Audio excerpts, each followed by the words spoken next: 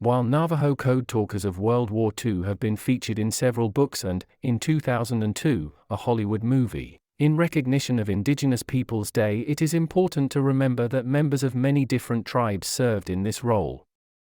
In fact, the U.S. military first recruited Native Americans to use their language as communications experts and messengers during World War I.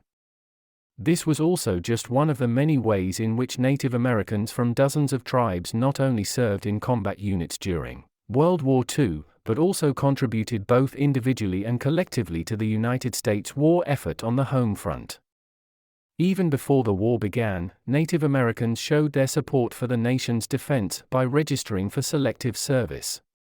This was complicated by the fact that most indigenous peoples lived on remote reservations and spoke dialects that few outside their communities could understand, and despite the fact that many were reluctant to submit to U.S. government authority without fully understanding what this would entail. Complicating matters further, military officials differed in their understanding of Native American citizenship status, while selective service, the Justice Department, and the Indian Bureau argued about their authority and jurisdiction over the process.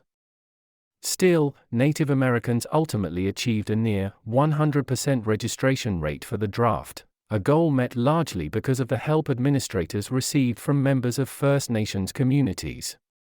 For example, Barney Old Coyote of the Crow tribe served as a machine gunner for the Army Air Forces and then, after the war, worked as a translator for the Bureau of Indian Affairs and as an advisor to President Johnson on Native American matters. People like Barney Old Coyote could explain government policy to Native Americans in their own language, helping overcome the effects of a history of disenfranchisement that denied indigenous peoples economic opportunity, education equality, and even the right to vote in many states.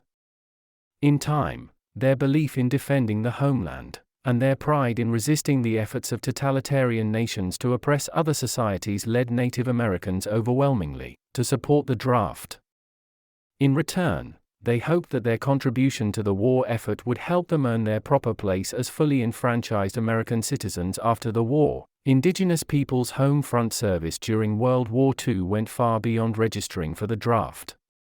Despite the poverty and labor shortages prevalent throughout the reservation system, by 1944 Native Americans spent $50 million on war bonds, while donating cash, crops, and handmade craft items to organizations such as the Red Cross.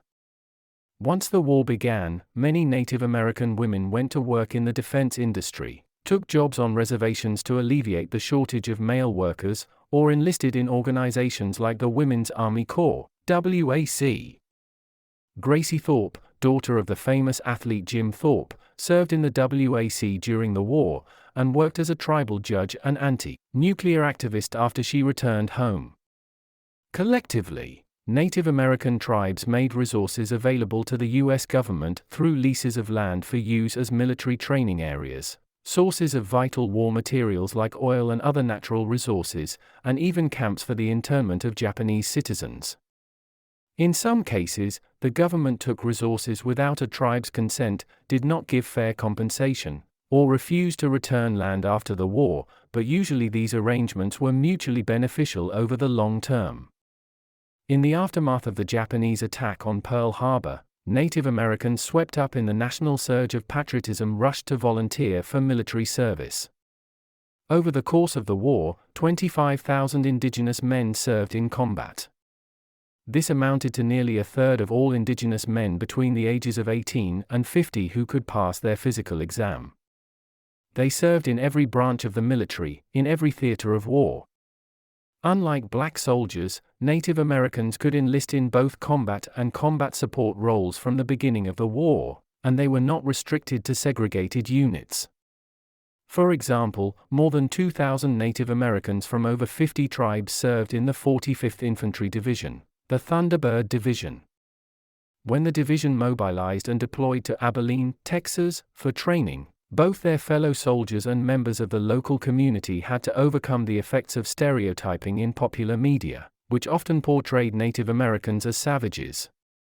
Fortunately, these soldiers not only performed exceptionally well in their military training, they also went to great lengths to showcase their culture, performing ceremonial music and dance in both military and civilian community venues. Ultimately, Native American soldiers received 3 of the 8 Medals of Honor awarded to troops of the 45th Division. The success of Indigenous soldiers in the Thunderbird Division is but one example of the successful integration and combat excellence of Indigenous peoples in World War II. Many Americans returning from the war experienced a challenging transition back to civilian life. For many Native Americans, the joy and relief that came with victory soon shifted to disappointment, as they found themselves once again marginalized and subject to discriminatory pre-war policies. Still, their expectation for inclusion in the post-war recovery led to a wave of activism that, over time, increased public awareness of the challenges they faced and respect for their wartime service to the nation. The President's recent proclamation establishing Indigenous Peoples Day represents a positive step in this process by setting aside a day each year to recognize the contribution not only of Native Americans to the United States victory in World War II, but of all Indigenous peoples to the security and prosperity of the nation.